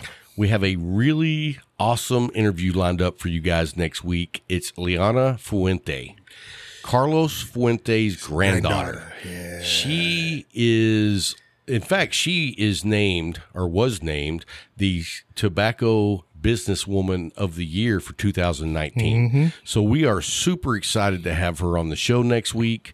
So you're definitely not going to want to miss that. And then, I think the week after that, we may have Frankie from AJ Fernandez. Yeah. And then the week after that, I've got a surprise I'm working on. I got you. And see, that's the thing about what we're trying to push out to everybody about Cigar Talk. We are coming to you. We want to position ourselves to you. Absolutely. And let me just say this, too. I want to say thank you to all those listeners that have stuck with us, especially from the beginning. But I'm also going to ask for some help from you guys. Here's the thing. We have really lofty goals. I'm a motivated guy. I have large goals. And my number one goal is to grow Cigar Talk. Yes. That's why we've improved the audio equipment. That's why we try to bring you the best people to interview. That's why we put on the best possible show that we can. But we're also trying to improve it every single week. Yes. So here's what I'm asking from you guys who listen. Tell your cigar friends about the show. Help us grow the show. I can do as much as I can do. And me too. But you guys you guys have so much power of spreading cigar talk more than what we can. So we just want to say thank you in advance. If you'll just tell your friends, hey man, check out this show. You know, it's not going to be everybody's cup of tea, but hopefully somebody will be like, hey, yeah, you know what? Those guys don't suck. Yeah, it reaches somebody. We can't hit everybody because, like you said, it's not everybody's cup of tea. That was a joke you're supposed to laugh at. We don't suck. Oh, God. That went straight over my head. I was like, man, you didn't even catch that. Not at all. Because what I meant to say was, no, I don't want to. Yeah, I don't want to know what. Now that I would have caught. but anyway, guys, no, seriously, we're asking for your help. Help spread the word of Cigar Talk. Please. We're trying to grow the show. As we grow, we're going to keep improving the equipment. We've got some goals that I don't want to talk about because I keep throwing stuff up. I keep getting sidetracked. Yeah. It's like, hey, let's do this. Hey, let's do that. But when it comes right down to it, is we're going to focus on Cigar Talk and make it the best that we can for you guys. Anyway, that's going to wrap it up this week. We're actually not going to do a after show this week just because I've been under the weather and I'm probably going to take some NyQuil and head on to the bed. But anyway, we want to appreciate so much for you guys listening. We really reached some new goals. And until next week, keep smoking.